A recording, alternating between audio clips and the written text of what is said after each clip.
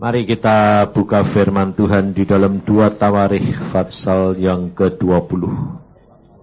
Di dalam 2 Tawarikh ini, saudara, kita akan memasuki keadaan yang kita sendiri tidak tahu. Bahwa Tuhan menghendaki kepada kita untuk menyiapkan diri. Apa yang harus kita alami. Karena segala sesuatu yang dibiarkan Tuhan punya maksud yang indah. Dalam 2 Tawarikh Fatsal yang ke-20 mulai ayat yang pertama. Setelah itu Bani Moab dan Bani Ammon datang berperang melawan Yosafat bersama-sama sepasukan orang Miumim. Datanglah orang memberitahukan Yosafat, suatu laskar yang besar datang dari seberang laut Asin, dari Edom menyerang tuanku. Sekarang mereka di Haseson Tamar, yakni En-Gedi. Ayat yang ketiga, saudara perhatikan. Yosafat menjadi takut, lalu mengambil keputusan untuk mencari Tuhan. Ia menyerukan kepada seluruh Yehuda supaya berpuasa. Dan Yehuda berkumpul untuk meminta pertolongan daripada Tuhan. Mereka datang dari semua kota di Yehuda untuk mencari Tuhan. Lalu Yosafat berdiri di tengah-tengah jemaah Yehuda dan Yerusalem di rumah Tuhan, di muka pelataran yang baru, dan berkata, "Ya Tuhan Allah nenek moyang kami, bukankah Engkau Allah di dalam surga? Bukankah Engkau memerintah atas segenap kerajaan bangsa? Kuasa dan keperkasaan ada di dalam tangan-Mu, sehingga tidak ada orang yang dapat bertahan melawan Engkau. Bukankah Engkau Allah kami yang menghalau penduduk tanah ini dari depan umat-Mu Israel dan memberikannya kepada keturunan Abraham sahabat-Mu itu untuk selama-lamanya? Lalu mereka mendiami tanah itu dan mendirikan bagi-Mu tempat kudus untuk nama-Mu. Kata mereka, bila suatu malapetaka menimpa kami, yakni pedang, penghukuman, penyakit sampar atau kelaparan, kami akan berdiri di muka rumah ini di hadapan-Mu, karena nama-Mu tinggal di dalam rumah ini. Dan kami akan berseru kepadamu di dalam kesesakan kami, sampai Engkau mendengar dan menyelamatkan kami." Sampai di sini, saudara. Saudara, kerap kali kita merasakan dan kita mengakui di hadapan Tuhan bahwa Tuhan kita adalah Tuhan yang luar biasa. Tetapi saudara harus tahu bahwa setan pun mengakui hal itu, saudara. Dan setan lebih gemetar terhadap Allah daripada saudara dan saya. Maka dari itu, saudara, kita harus menyadari bahwa waktunya sudah demikian singkat. Apa yang akan terjadi kita tidak tahu, saudara. Tetapi saudara harus tahu bahwa di dalam pengikutan kita kepada Tuhan, Tuhan mempunyai rencana. Dan bukan rencana saudara. Sekarang bukan waktunya lagi untuk kita memakai pikiran dan kehendak kita sendiri. Tuhan Yesus pada waktu di dalam dunia, Dia merasakan, Dia mengerti, dan Dia memberi contoh kepada saudara dan saya. Makanya Dia pada waktu di dalam dunia, Dia tidak mengatakan bahwa aku anak Allah. Tetapi Dia mengatakan, aku anak manusia. Dia mau memberi contoh kepada saudara dan saya bagaimana menjadi anak manusia yang berkenan kepada Allah. Karena sudah waktunya, saudara. Dan Dia memberikan bukti bahwa manusia tidak dapat memperkenankan Allah tanpa pimpinan daripada Roh Al-Kudus.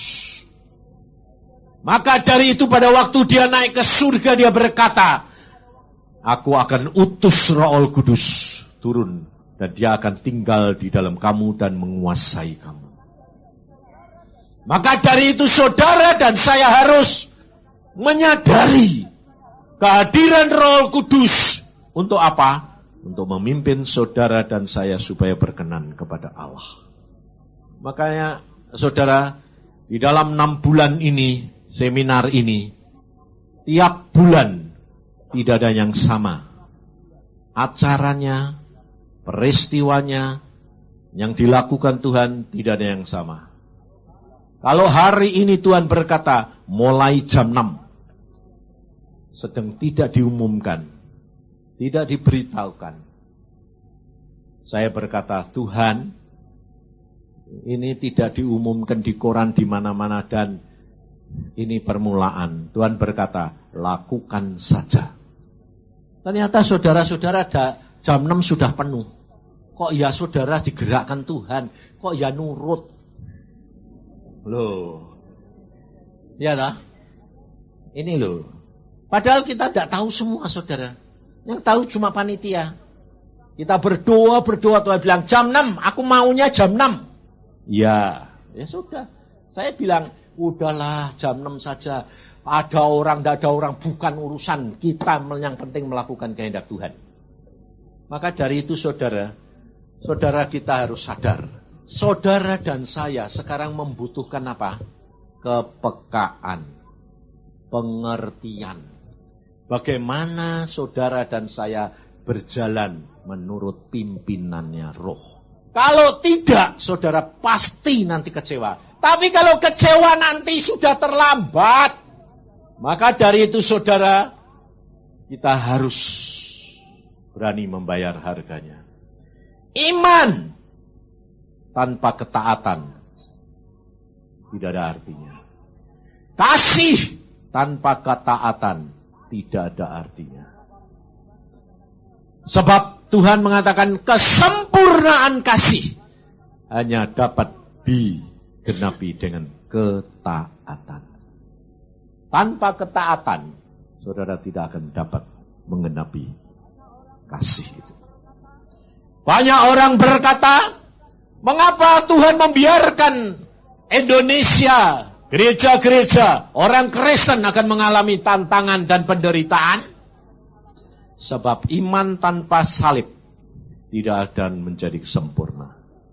Maka dari itu saudara, kita harus menyadari. Kalau Tuhan Yesus mau membuat manusia dunia ini bertobat, gampang. Dia datang, dia mengatakan aku anak Allah, lalu dia membuktikan segala perbuatannya. Semua orang Yahudi akan percaya. Tapi mengapa dia mengatakan aku anak manusia? Karena dia mau memberi contoh kepada saudara dan saya. Mengapa dia tidak membuat orang lain takut kepada dia? Sebab penghuni surga dihuni oleh orang-orang yang bukan takut akan Allah, tapi mengasihi Allah. Hanya orang-orang yang mengasihi dia. Nah, orang-orang yang mengasihi dia adalah orang yang pertama kali mengenal akan keberadaan dan kuasa Allah. Dia takut, kemudian disertai dengan penderitaan. Setelah dia mengetahui penderitaan Yesus, dia merasakan penderitaan, sebagian dari penderitaan Yesus, baru dia dapat mengasihi Tuhan Yesus. Maka dari itu saudara, kerap kali kita saudara dan saya tahu, tapi kalau untuk mengalami, saudara tidak berani. Saudara lebih senang mendengar kesaksian. Tidak ada kesaksian tanpa penderitaan. Kesaksian ada karena penderitaan. Betul lah? Tapi saudara tidak mau menderitanya. Tapi mau jadi saksi, mana mungkin? Maka kerap kali Allah mengatakan apa? Tuhan mengatakan, lihat Yosafat. Dia seorang raja, Ya pada waktu sudah kedudukannya sudah enak, sudah tentrem, dikirim musuh-musuh. Saudara perhatikan bahwa musuh-musuh itu tidak dapat menyerang Yosafat tanpa seizin Tuhan. Makanya banyak orang berkata pada saya, Pak, hari ini nyoblos apa ya Pak? Saya di mana-mana ditanya, asal ketemu orang, nyoblos apa Pak? Ya toh? Saya bilang, loh, kamu ini jadi orang Kristen berapa puluh tahun toh? Nah, bagaimana caranya? Kamu masuk kotak suara sembahyang, Tuhan nyoblos mana? Coblos, bless. Wong yang kamu coblos apa ya Tuhan yang netepin, no. Betul? Yang jadi presiden, yang jadi menteri siapa yang netepin? Meskipun jahat korupsi, siapa yang netepin? Soalnya apa? Saudara sendiri cuma bayangin cari yang indah, yang bagus. Kalau kamu yang diangkat jadi menteri, korupsinya mungkin lebih besar. Soalnya apa saudara? Lah sementara ini kamu ya tidak punya. Kalau punya, ya lupa diri sama. Ini saya ngalami sendiri saudara. Satu saat Tuhan berkata begini, sudah jadi hamba Tuhan loh ya. Bekas mata keranjang, mata duitan, sombong bekas loh ya. Lalu satu saat saya sudah merasa sudah tidak mata duitan, sudah tidak mata keranjang. Saudara, Tuhan bilang apa? Enggak tuh Yusa, kamu masih mata keranjang. Saya bilang buktiin dong Tuhan. Buktiin saudara. Saya itu sudah punya istri saya. Sudah punya. 8 tahun saya tidak pernah ketemu bekas pacar saya.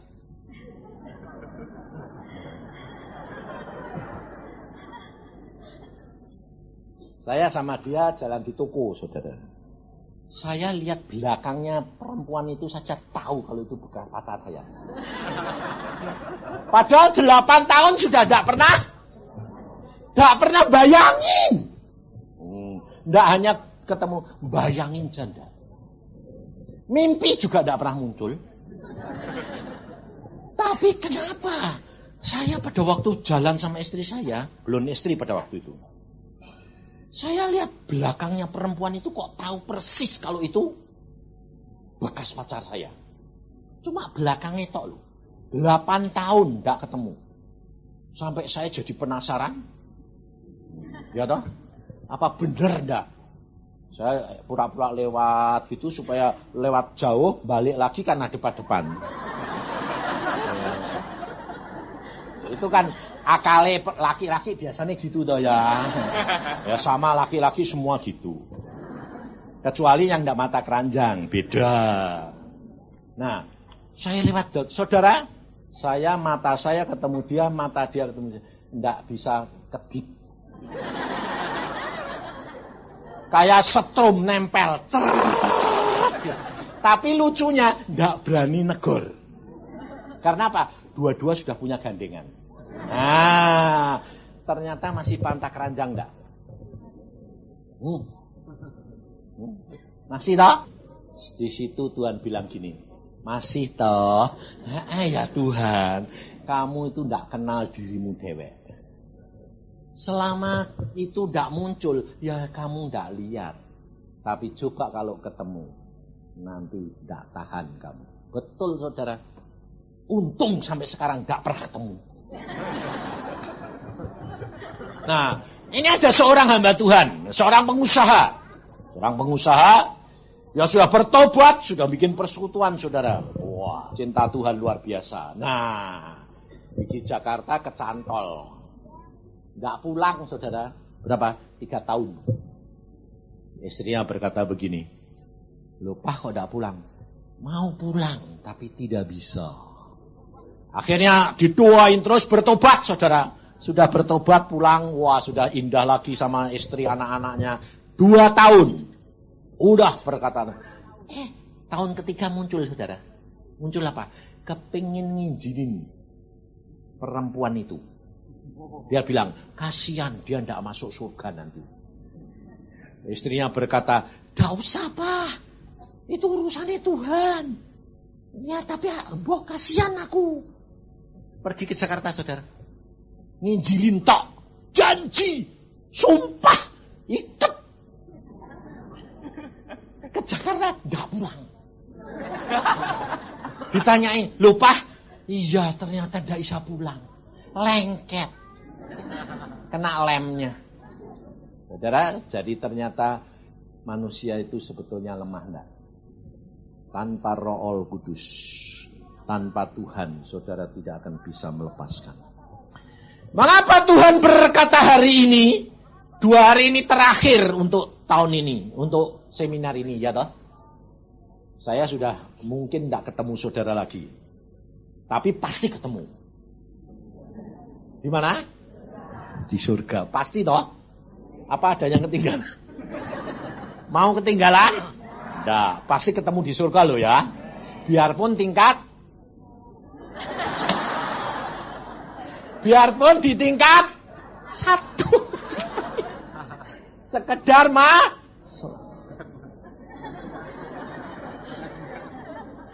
Sebabnya apa, saudara? Sebab saudara itu tidak ngerti ternyata hitungan Tuhan bukan hitungan kita. Bukan hamba Tuhan, bukan menyembuhkan orang, bukan membawa jiwa jutaan, bukan. Tapi yang dihitung Tuhan, orang-orang yang menjadi pelaku firman. Pelaku firman, itu contohnya begini. Saudara dan saya punya kelemahan banyak. Salah satu, iri hati, sombong, lalu pemarah, lalu mata keranjang, mata duitan, ya toh? Terus cemburu. Macam-macam itu toh. Nah, kalau saudara itu mendengar firman, lalu firman itu berbicara menjadi rema buat kamu, lalu pada saat kamu mau mencuri, Tuhan berkata, "Jangan mencuri," rema. Nah, pada waktu itu kan saudara bergumul. Ngambil enggak? Umpamanya anak muda. Nyontek enggak? Nyontek itu nyuri enggak? Tahu nyuri. Tapi ngalami enggak? Semua saudara ini pencuri enggak? Sampai sekarang masih suka nyuri enggak? Jujur coba. Kamu nyuri waktunya Tuhan enggak? Kalau tidur, umpamanya Tuhan bilang bangun. Kamu gak bangun, nyuri enggak itu? Terus, uang Tuhan berkata, berikan. Wah, aku butuh kok Tuhan, nyuri enggak? Jadi sampai sekarang masih jadi pencuri enggak? Nah, saudara pada waktu Tuhan berkata, jangan mencuri. Berikan. Tapi kamu bilang, berikan enggak? Nah, kalau saudara pada saat itu lakukan, poinnya lebih besar daripada kalau saudara sudah biasa memberi. Saudara punya kelebihan memberi 1 juta, tapi kalau saudara hanya uangnya tinggal 10.000, Tuhan berkata, beri. Saudara berikan, poinnya lebih besar yang 10.000 daripada 1 juta. Ngerti saudara? Karena ternyata saudara di sana seorang pengemis, kedudukannya lebih tinggi daripada seorang hamba Tuhan yang dapat jiwa ratusan ribu. Waktu dia tanya, "Loh Tuhan, itu kan pengemis." Tuhan berkata, "Pernah kamu ngejek dia?" Diejek sama dia. Iya betul. Dia punya kedudukan lebih tinggi. Lalu hamba Tuhan ini tanya, "Dia dapat jiwa berapa?" Tuhan berkata, 1. Lalu hamba Tuhan ini yang di tingkat 1 berapa Tuhan? Ratusan ribu. Loh, kenapa duduknya di sini? Tuhan berkata, kamu ditanya, "Loh Pak, Bapak kok di sini itu mengapa Pak?" Dia jawabannya apa? "Ini satu anugerah. Kalau aku masih boleh di tempat nomor 1, di tingkat nomor 1, di tingkat yang paling rendah di surga, itu satu anugerah." Kenapa? Karena ternyata aku pada waktu khotbah, pada waktu aku membawa jiwa, rencanaku yang aku jalankan, bukan rencananya Tuhan. Ngerti saudara? Maka dari itu ini sudah waktunya saudara. Mengapa Tuhan membiarkan Yosafat penuh ketakutan? Kalau dia tidak ketakutan, dia tidak mengambil satu keputusan mencari Tuhan. Mengapa Indonesia dibuat begini? Supaya saudara dan saya cari Tuhan. Karena waktunya sudah amat singkat. Saudara, Tuhan sudah mengatakan, beberapa saat ini, tahun ini, semua hamba-hamba Tuhan banyak yang dibawa pulang. Tapi jangan nanti salah tangkap loh ya. Mesti loh, saya ini sudah dengar soalnya. Dibel dari Amerika. Pak Yusa, siapa? Saya dari Amerika. Kenapa? Saya kepengen ngobrol sama Pak Yusa. Ada apa? Karena saya dengar Pak Yusa mau mati. Loh. Aku bilang, yang ngomong siapa? Orang Jakarta. Pasti ini salah satu pengikut di sini salah tangkap. Jangan salah tangkap, saudara. Memang ada pernyataan-pernyataan bahwa nanti saya bulan Juli itu berhenti. Tapi saya tanya Tuhan, Tuhan kenapa Tuhan suruh berhenti? Tuhan jawabannya sama saya loh ya. Nanti kamu tahu. Ya, jadi belum tahu.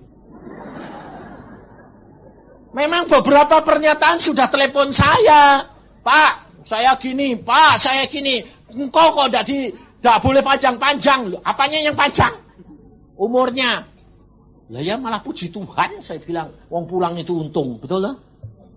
Tapi Tuhan sendiri belum ngomong sama saya, saudara. Sama istri saya ya belum ngomong.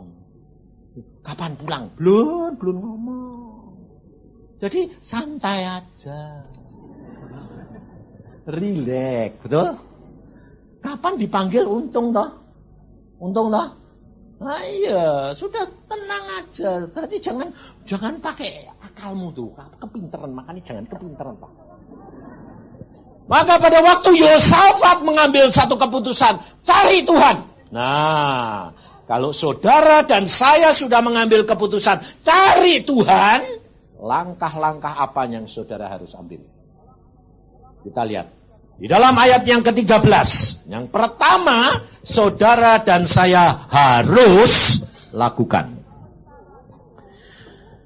Sementara itu, seluruh Yehuda berdiri di hadapan Tuhan, juga segenap keluarga mereka dengan istri dan anak-anak mereka. Langkah pertama yang saudara dan saya ambil, jangan sampai ada yang ketinggalan, saudara.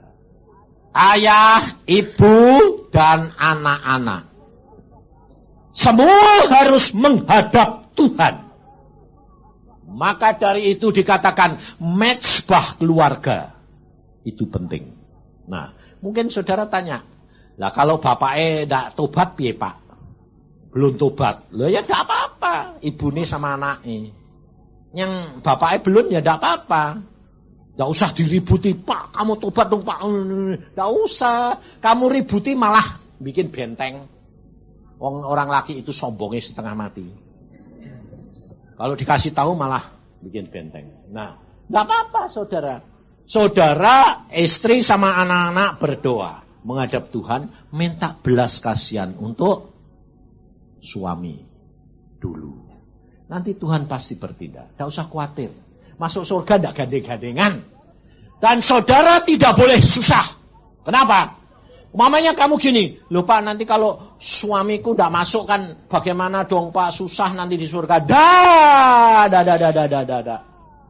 Di surga nanti saudara tidak bakal gini. Mana suamiku? Mana anakku? Dadah. Di sana nanti saudara itu mengenal, oh itu bekas suamiku. Tapi saudara tidak ada nafsu lagi. Tidak ada ikatan lagi. Tidak ada. Maka dari itu nanti saudara bisa mengenal semua. Tidak usah khawatir. Makanya saya bilang, udah jangan terlalu bingung. Nggak usah gini, nanti bapakku nggak masuk bagaimana Pak? Itu urusannya Tuhan, kamu yang menjadi pendoa. Kamu harus berdoa, menggerakkan hati Tuhan, sampai Tuhan menaruh belas kasihan. Sebab doa orang benar itu besar kuasanya. Itu yang penting. Maka dari itu saudara perhatikan. Yosafat mengambil satu keputusan untuk bersama-sama mencari Tuhan. Nah, langkah yang kedua, kalau saudara dan saya sudah membayar harga langkah yang pertama, jangan lihat hasil. Duh, kok masih gini Pak? Kok masih gini? Tidak urusan. Hasil bisa menyesatkan. Sebab kalau saudara lihat hasil besar, saudara bisa sombong. Kalau saudara lihat hasilnya tidak ada, saudara bisa kecewa. Ikut Yesus yang diukur hati. Melakukan firman. Itu yang penting. Nah, langkah yang kedua Pak, berkumpul bersama dengan yang lain, sehingga Tuhan nanti pakai orang yang sebagai nabi. Bernubuat. Menyampaikan firman. Nah, jadi kadang-kadang saudara mengatakan, loh, lah di dalam kita kan bisa Pak. Bisa. Jadi kalau saudara tidak bisa kumpul dengan yang lain, Tuhan akan pakai salah satu. Bisa engkau, bisa istri, bisa suami, bisa orang tua, bisa anak-anak. Tuhan mau pakai semua orang. Sebab Alkitab sudah berkata, akhir zaman, di dalam Yoel 2 berkata apa? Anak-anak akan mendapatkan penglihatan. Orang tua dapat mimpi. Nah. Kenapa saudara? Kalau anak-anak kok dikasih penglihatan, orang tua kok mimpi? Sebab anak-anak itu nurut. Karena belum tahu apa-apa. Tapi orang tua kepinteran. Kalau dikasih penglihatan, ya dek Tuhan, dek setan. Masih dipikir-pikir. Makanya dibuat mimpi. Kalau mimpi kamu sadar apa enggak? Enggak, jadi pikirannya enggak jalan. Nah, Tuhan itu luar biasa, saudara. Maka anak-anak bisa dipakai. Maka dari itu, saudara perhatikan. Lalu kumpul mereka di dalam ayat yang ke-14. Lalu Yehasiel bin Sakaria bin Benaya bin Matanya, seorang Lewi dari Bani Asaf, diingkapi roh Tuhan di tengah-tengah jemaah dan berseru, camkanlah hai seluruh Yehuda dan penduduk Yerusalem dan tuanku Raja Yosafat, beginilah firman Tuhan kepadamu, janganlah kamu takut. Nah, perhatikan, pertama kali Tuhan selalu berkata apa? Jangan takut. Kenapa? Karena kamu takut. Maka kalau kamu ketakutan terus, saudara tidak akan dapat mendengar firman. Firman Tuhan sudah diberikan sekalipun, saudara tidak bisa menerima. Karena ditutupi oleh ketakutan. Maka dari itu Tuhan berkata, jangan takut dan terkejut. Nah, ada dua hal. Karena laskar yang besar ini, sebab bukan kamu yang akan berperang melawan Allah, melainkan Allah. Nah, kalau saudara dan saya mendapat firman kayak begitu, kerap kali orang-orang pinter terutama, lalu berkata apa? Nah, kalau gitu kita gak usah gerak apa-apa, diem aja. Toh Tuhannya yang perang. Itu namanya membatasi kuasa Allah. Mendahului pikiran Allah. Kalau Tuhan berkata, jangan takut, jangan terkejut. Sebab laskar yang besar itu, sebab bukan kamu yang perang, tapi Tuhan. Nah, kalau Tuhan mengatakan begitu, bukan berarti saudara tidak bertindak. Saudara dan saya tetap maju perang. Sebab cara Tuhan macam-macam. Kadang-kadang Tuhan kepada Daud, dia berdoa, Tuhan, aku mau perang ini. Ya. Tuhan berkata, serang melalui muter. Jadi nanti kadang-kadang tanya dulu, Roh Kudus akan berbicara. Tunggu sampai kamu nanti dengar suara di atas pohon orang-orang jalan. Nah, Tuhan di depan, maksudnya itu saudara. Jadi saudara dan saya itu harus belajar peka. Karena kalau saudara dan saya peka, pasti enak. Meskipun ngeri. Loh, benar gak? Makanya saya bilang, turut Tuhan itu kalau kamu mau denger-dengeran nurut, ngeri-ngeri sedep. Sebab sambil menanti ini, ngerinya setengah mati, saudara. Karena apa? Memang Tuhan itu suka bikin ketegangan. Jadi, mentok dulu baru bertindak. Itu Tuhan. Maka dari itu, Tuhan berkata, jangan takut, jangan terkejut. Tuhan yang berperang. Nah, setelah itu, saudara perhatikan. Besok, haruslah kamu turun menyerang mereka. Lucu dah. Dikatakan Tuhan yang akan berperang, bukan kamu. Tapi Tuhan selanjutnya berkata, besok kamu harus turun menyerang. Kalau nyerang perang enggak? Perang, saudara. Nah, kalau perang, saudara siap perlengkapan enggak? Bawa pedang, bawa perisai, bawa panah, bawa segala macam perlengkapan dibawa enggak? Rasanya perang sungguh atau pikirannya bilang gini, kan Tuhan nanti yang perang, aku cuma ngambilin, kok enak. Ini sama dengan caranya begini, saudara. Pada waktu istri saya mau mati ini, Tuhan ngomong, dia harus pulang. Nah, saya pada waktu dengar begitu dari dia, saya berkata gini, kamu mau pulang? Nah, apa yang saya harus lakukan? Saya menyiapkan kepulangan dia. Lalu hamba Tuhan datang pada saya gini, Pak Yusak, kamu tidak boleh nyiapkan kepulangan istrimu. Loh, kenapa? Sebab kalau kamu nyiapkan, itu sama dengan kamu imani dia mati. Kamu harus tuntut berjuang. Lawan, jangan mati. Loh. Sebab apa? Sebab kamu harus perjuangkan imanmu. Istrimu tidak boleh mati. Loh, aku bilang, loh lah kalau Tuhan yang punya bilang pulang, mau apa? Mau berjuang kayak apa ya? Gepeng, tidak bisa, dia yang punya.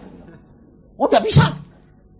Saya dulu, gara-gara istriku, ya model kayak kamu tak serah mati. Terus saya tanya Tuhan, loh, apa aku salah? Tuhan bilang apa? Kesalahan dia adalah apa? Sudah membaca kisah Abraham mempersembahkan Iskak. Pada waktu Allah berkata kepada Abraham, ambil anakmu, bawa ke Gunung Moria, persembahkan, sembelih. Abraham punya pikiran bahwa dia nanti Iskak dikasih balik pada? Hah? Tidak. Kalau Abraham berkata, suruh nyembelih sembelih aja nanti dibalikin. Mati enggak, malah suruh nyembelih sungguh enggak? Sungguh, saudara. Itu Tuhan, cara berpikirnya Tuhan itu bukan cara berpikir kita. Kalau Tuhan berfirman, saudara menjadi pelaku. Bukan dengan pikiran yang macam-macam. Bukan dengan nanti kan dikasih balik, nanti gini. Saya ngalami beberapa kali. Daniel tadi yang mimpin pujian. Pada waktu kecil umur berapa bulan Tuhan berkata, anakmu balik ke aku. Kenapa Tuhan? Onderdile tidak ada kurang. Ini turunan. Kakaknya istrimu pun anaknya umur 6 bulan mati. Saya bilang sama istri saya, yang balikin Daniel. Balikin. Karena onderdile kurang. Repot. Tidak ada onderdil manusia. Dia nangis terus. Malah nangis terus, diminta terus. Tambah keadaan tambah parah. Saya bilang, kamu kejem. Anak sampai kayak kera gitu kok. Tulang kulit merah semua mau mati. Kok gendoli terus. Udah serahin. Akhirnya dia bilang, ya sudah. Rela.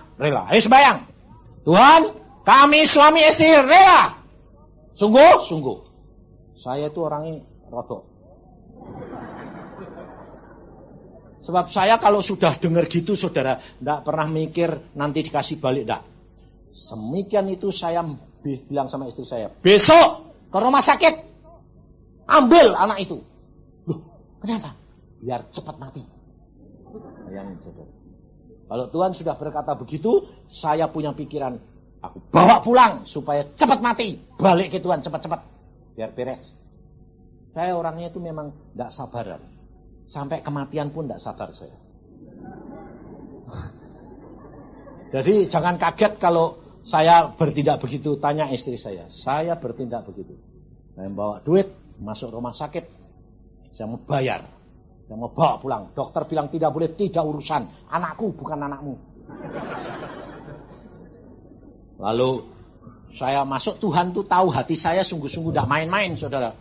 Persis mau masuk ruangan kanak-kanak ini, dia ngomong, di jalan loh, enggak sedang sembahyang, saya sedang jalan sama istri saya, mau nebus anak ini. Dia ngomong, anakmu hari Senin bawa pulang jam 9, sembuh. Terus kalau dengar gitu, terus kamu bilang, amin gitu. Enggak saya bilang, Tuhan kalau ini engkau sekali lagi, bener apa enggak? Nanti ngomong tok. Terus Tuhan bilang, anakmu hari Senin bawa pulang jam 9, sembuh. Saya bilang, amin. Nah, saya yakin itu Tuhan. Langsung saya nemuin istri saya bilang, yang ada apa? Anakmu sembuh. Hah? Waduh puji Tuhan, balikin karena kamu nurut. Saudara tahu, jikalau engkau dan saya dengar dapat firman bisa diubah karena penurutan. Tapi jangan kamu tentang, tidak akan diubah. Sehingga pada waktu itu, loh kok diubah? Karena kamu menyerah, kamu rela. Sebab Tuhan tuh gini, kalau Tuhan minta, kayak kamu punya anak kecil, mbok kasih itat, roti gede. Terus mamai bilang, mama minta.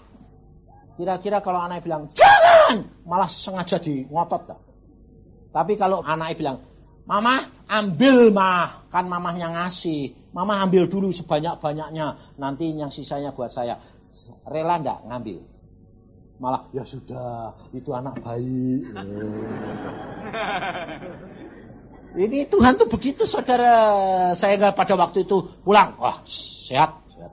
Saya nemui dokter saudara, saya bilang, dokter, anakku hari Senin jam 9 saya bawa pulang. Dokternya langsung bilang apa saudara? Kamu ini kan dokter gigi toh? Jadi saya dibilang gila kamu. Apa? Saya bilang sembuh. Apa? Sembuh. Siapa yang bilang? Tuhan. Bayangin saudara, saya gila-gilain terus. Aku sampai akhirnya gini. Hari Senin jam 9 kamu buktiin. Kalau tidak jadi, jangan percaya bahwa Tuhan bisa bicara.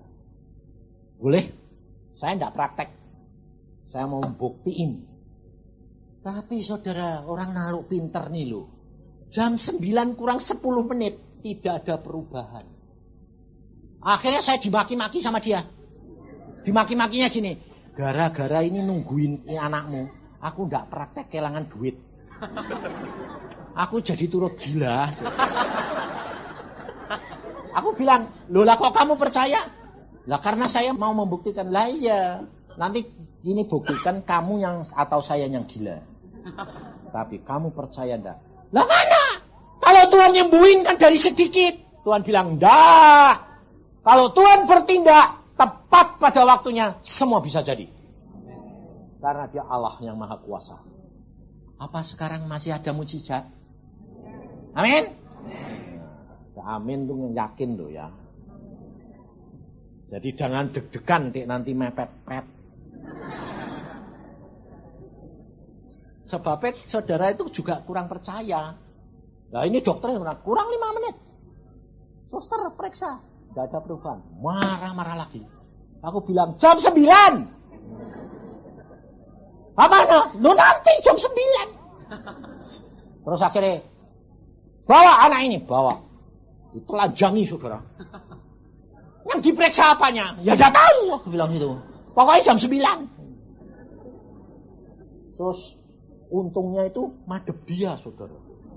Coba madep saya yang kena. Madep dia, anaknya kepala di sana, ditelanjangi. Apanya yang diperiksa? Nanti dulu. Sekarang, saya bilang, jam 9 tepat itu, saudara. Sekarang, saya bilang, anak itu tarik tangan, tarik kaki. Kayak orang mau ngeluarin tenaga dalam. Hah, gitu.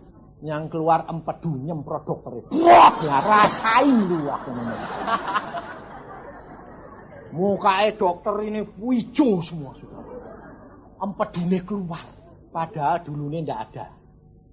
Dokter bilang ini. Ya sampai sekarang saya ndak bisa lupa. Yang ngomong bahasa Belanda. Endelek. Endelek itu selesai. Lalu dia bilang, percaya? Dia berkata, kalau tidak melihat, saya tidak percaya. Bahwa ada mujizat. Lalu saat itu dia berkata, bawa pulang, anakmu sembuh. Nyatanya hidup sampai sekarang kayak gitu bundernya. Maka dari itu saudara, bagi Tuhan tidak ada barang yang mustahil. Jadi jangan saudara itu bingung kalau punya anak gini, ayo ini. Itu semua justru karena Pak Tuhan mau membuat mujizat. Kemuliaannya mau dinyatakan.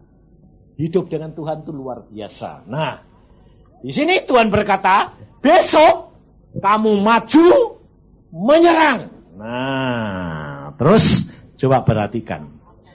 Mereka akan mendaki pendakian Sis dan kamu akan mendapati mereka di ujung lembah, di muka padang gurun Yeruel. Dalam peperangan ini tidak usah kamu bertempur. Nah, menyerang ya nyerang, tapi tidak usah bertempur loh. Jadi beda lagi. Makanya saudara harus belajar firman dan saudara belajar cara berpikirnya Tuhan. Kalau Tuhan berkata serang, serang. Tapi belum tentu bertempur. Beda saudara. Nah, pergi ke tempat, kamu tidak usah bertempur karena mereka ternyata sudah mati. Nah, kan penak toh. Tapi saudara tidak boleh punya pikiran gini. Serang. Terus kamu punya pikiran, mesti ini mereka sudah mati. Ya, malah hidup, malah. Tidak boleh. Karena apa? Alkitab berkata, apa yang tidak pernah timbul dalam hatimu, pikiranmu, itu yang disediakan Tuhan bagi orang yang mengasihi dia. Jadi makanya itu kalau Tuhan berfirman, jangan coba-coba mulai mikir-mikir, mestinya, kira-kiranya jadinya begini. Tidak. Itu tidak akan terjadi. Tapi kalau saudara berjalan menurut aliran roh, jalan aja, nekat, engkau akan sampai.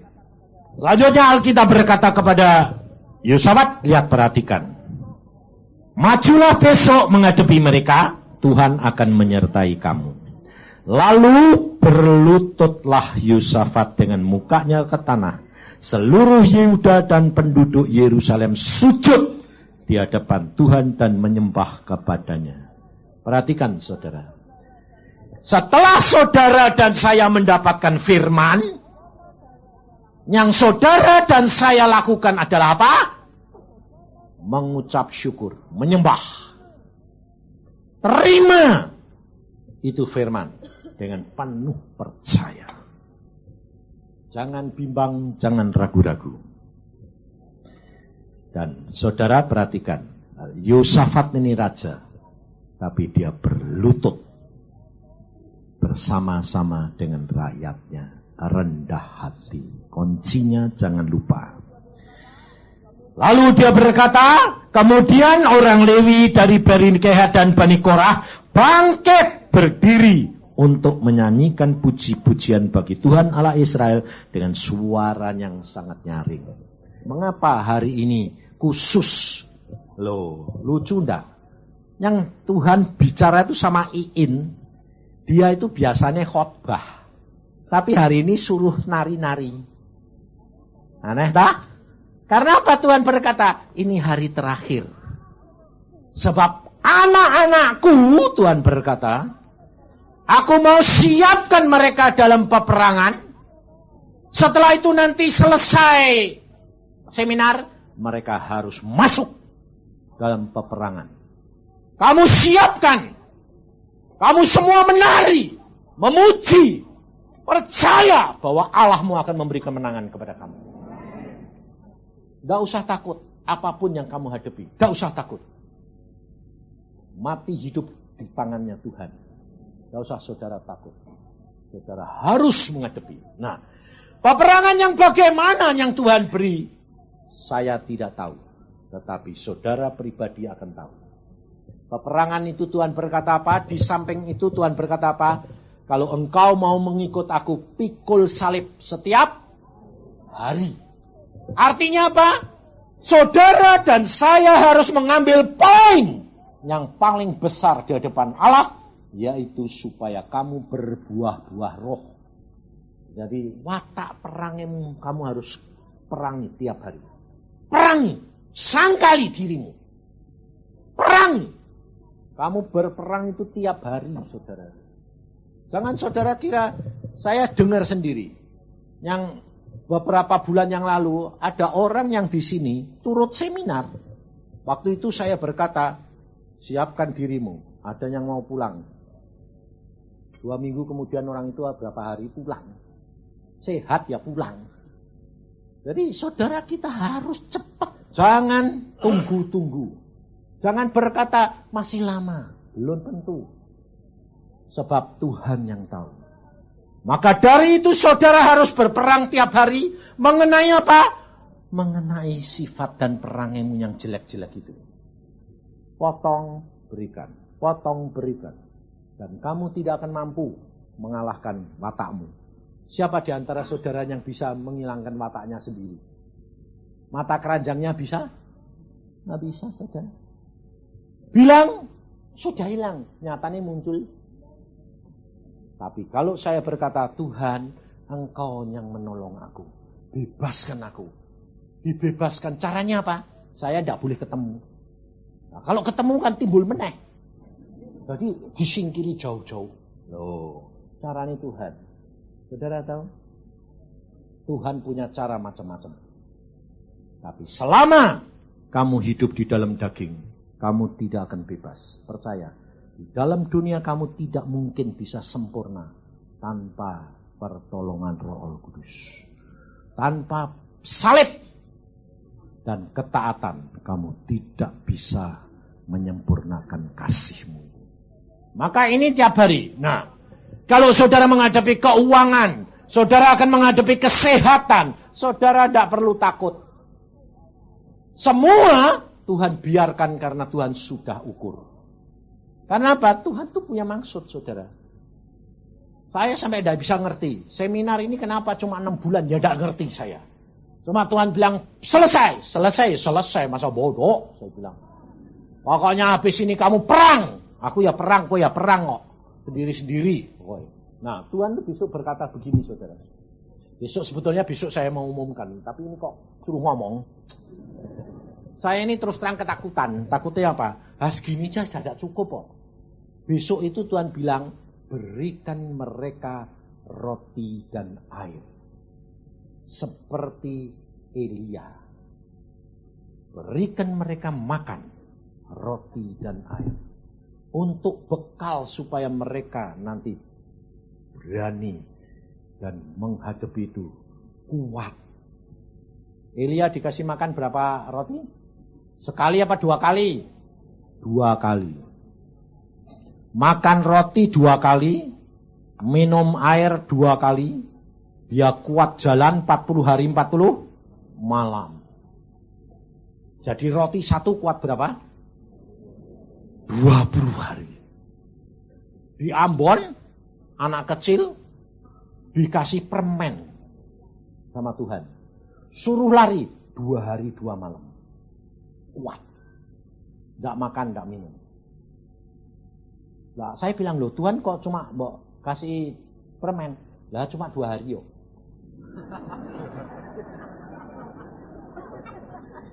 Dua hari permen cukup.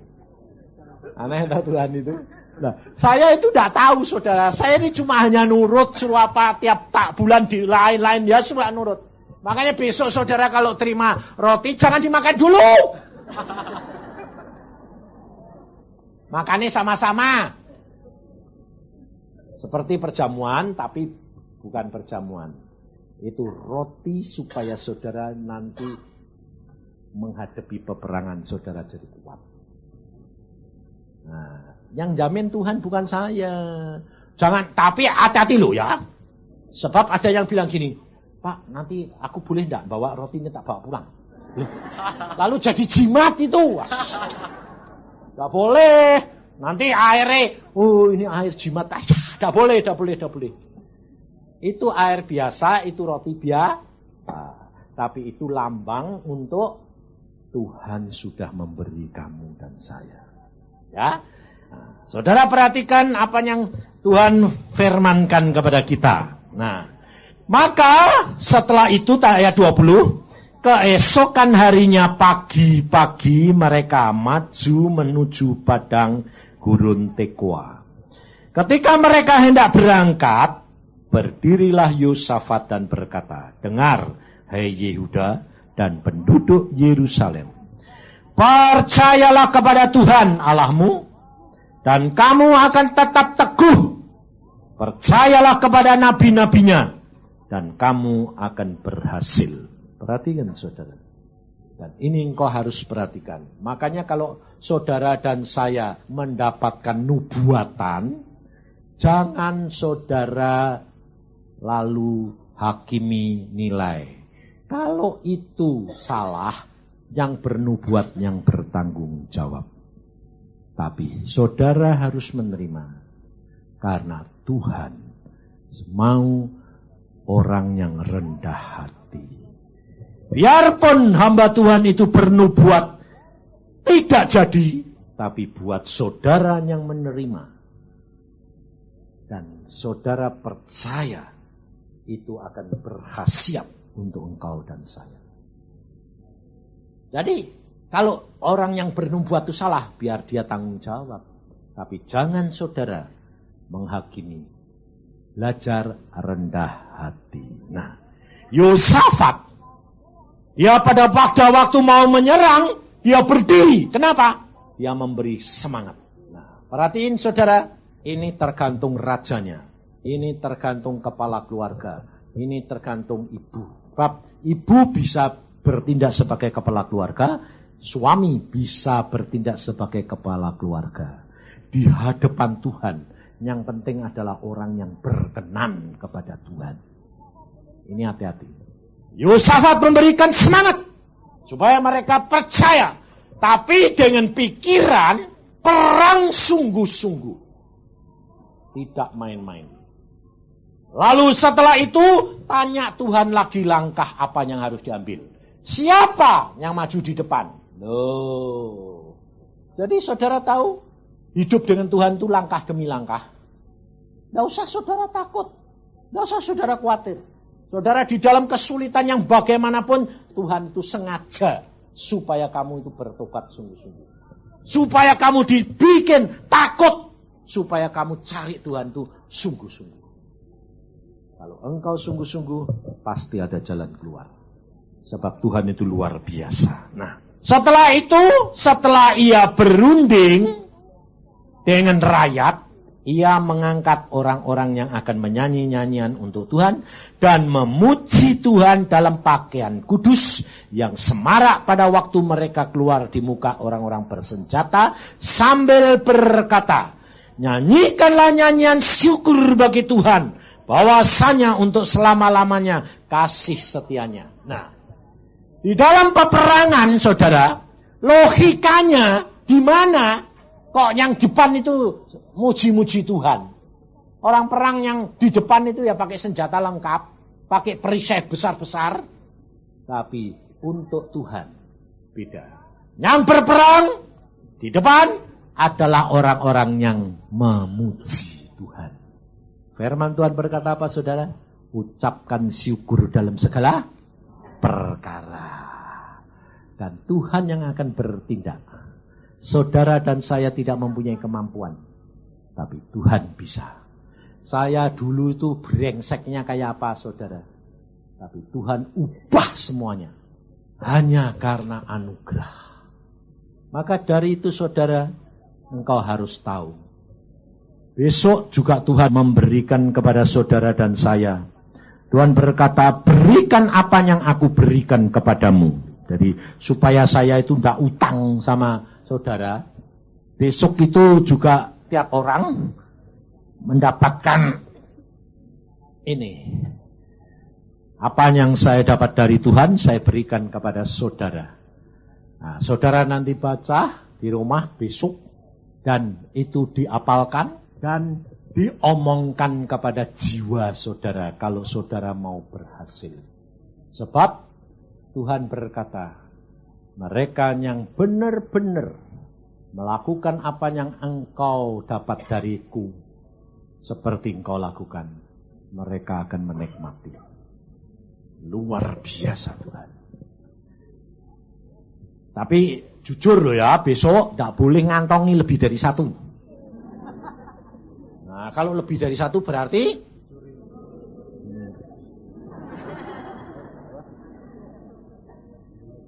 jadi ini sebabnya saya membuat cuma buat di Jakarta ini cuma 2.000. Tapi sudah diambil beberapa puluh atau ratus. Jadi tidak boleh rebutan. Pasti dapat lah. Di sini tidak ada 2.000 kok, tidak ada toh. Paling-paling 1.700 atau 600 lah. Tapi pokoknya tidak boleh lebih dari 1. Kalau nanti saudara kepingin terus saudara mau fotokopi sendiri, mau digedein sendiri, boleh. Bukan tidak boleh, boleh. Tidak dijual loh soalnya. Wong apa yang Tuhan berikan kepada saya, Tuhan berikan kepada kamu. Dan Tuhan berjanji, Tuhan akan menggenapi. Tapi jangan lupa, pedang harus di sebelah kiri apa kanan?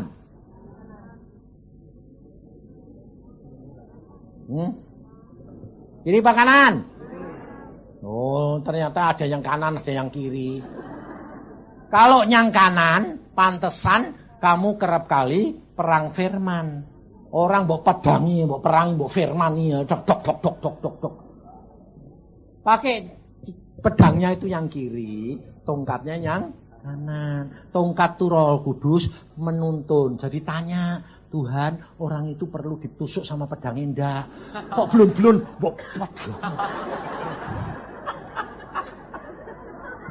Wah itu. Saya dulu ya gitu. Waktu dikasih Tuhan, saya bingung. Kanan kiri. Wah itu musuh banyak ya. Pedangnya dok kanan kan bisa langsung babat. Tapi kanan kiri saya bilang, Tuhan, ini dia ini kanan apa kiri? Tongkat di tangan kanan. Loh, kok aneh? Nah, ini Tuhan. Tongkat di tangan kanan. Loh, kenapa Tuhan? Minta petunjuk Roh Kudus. Ternyata saudara, apa yang saya lakukan Tuhan luar biasa. Saya diserang pakai tombak. Saya angkat tongkat saya. Dalam nama Yesus. Orangnya kaku. Oh, ternyata Roh Kudus ini luar biasa. Tongkat ini penolong ini luar biasa. Tak angkat gitu kok. Gini terus. Terus saya bilang, saya deketi. Loh, kayak kaku tau. Berarti ini kaku. Terus ini tak tusukan. Cus. Tak usah perang. Jadi kalau pedang di tangan kiri itu maksudnya jangan pakai bertempur. Kamu gak usah bertempur. Iblis sudah dikalahkan Yesus. Tapi caranya pakai tongkat, petunjuk Tuhan bagaimana. Makanya nanti saudara lihat tongkatnya ini aneh. Tongkatnya itu ujung yang atas ngelengkung. Aku bilang, lu kenapa Tuhan?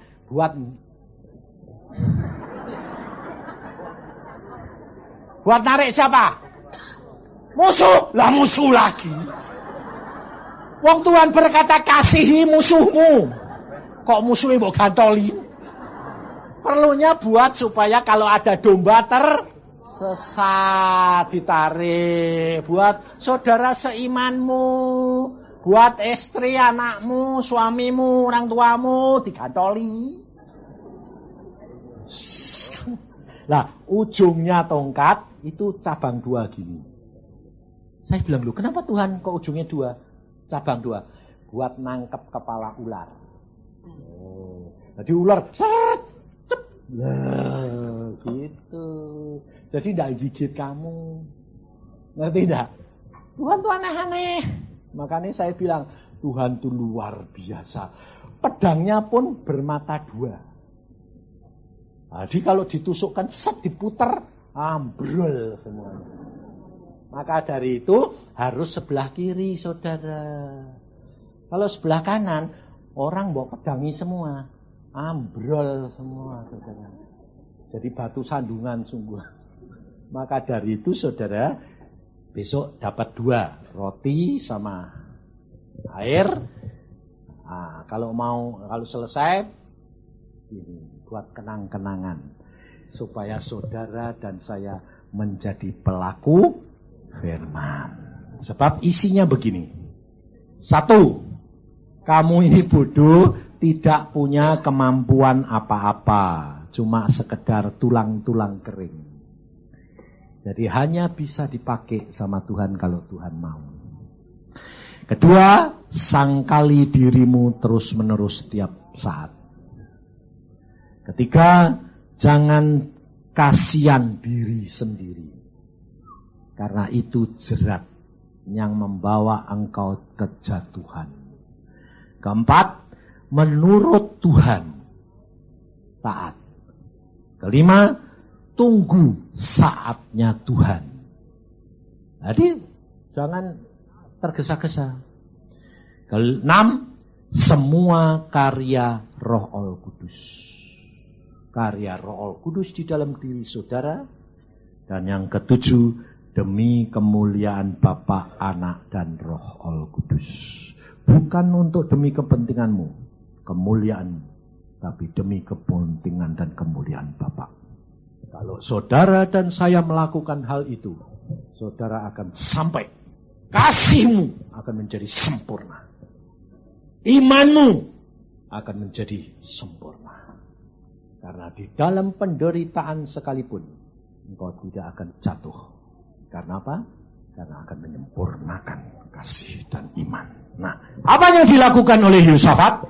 Sementara nyanyian ini dinyanyikan, ketika mereka mulai bersorak-sorai dan menyanyikan nyanyian pujian, dibuat Tuhanlah penghadangan terhadap Bani Amon dan Moab dan orang-orang dari pegunungan Seir yang hendak menyerang Yehuda sehingga mereka terpukul kalah. Lalu Bani Amon dan Moab berdiri menentang penduduk pegunungan Seir, hendak menumpas dan memunahkan mereka. Segera sesudah mereka membinasakan penduduk Seir, mereka saling bunuh-membunuh.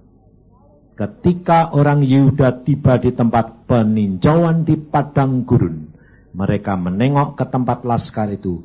Tampaklah semua telah menjadi bangkai, berhantaran di tanah. Tidak ada yang terluput. Lalu Yosafat dan orang-orangnya turun untuk menjarah barang-barang mereka.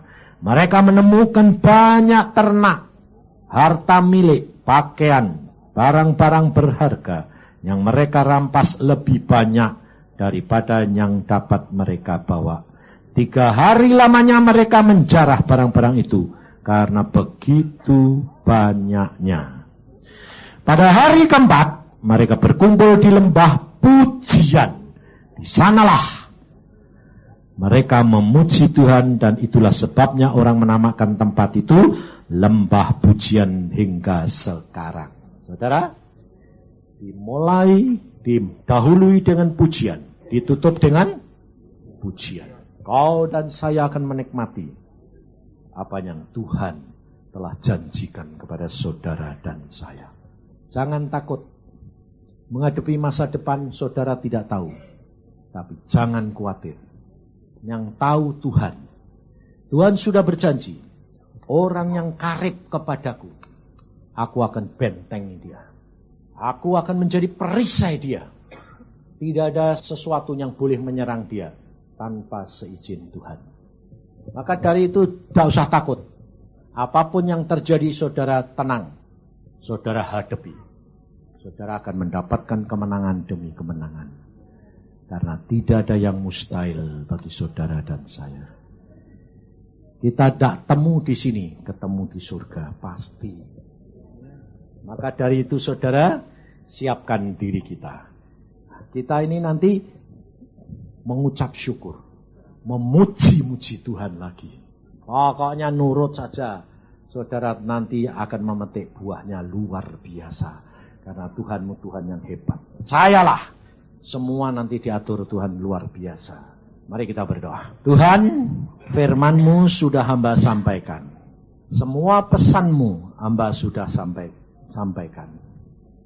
Sekarang tinggal anak-anak-Mu percaya atau tidak, itu hak mereka. Tetapi hamba-Mu menyelesaikan semuanya, Tuhan.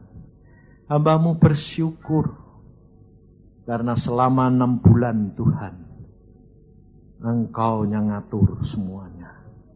Dan banyak anak-anak-Mu menikmati apa yang Kau katakan. Dan hamba sendiri pun menikmatinya. Maka dari itu Tuhan, Engkau yang akan berbicara. Firman yang hamba bawakan semua sama saja. Tetapi di dalam penerangan-Mu, mereka menjadi rema. Tiap-tiap pribadi mempunyai rema sendiri-sendiri. Maka dari itu Tuhan, berbicaralah. Supaya mereka dapat menjadi pelaku firman tiap hari.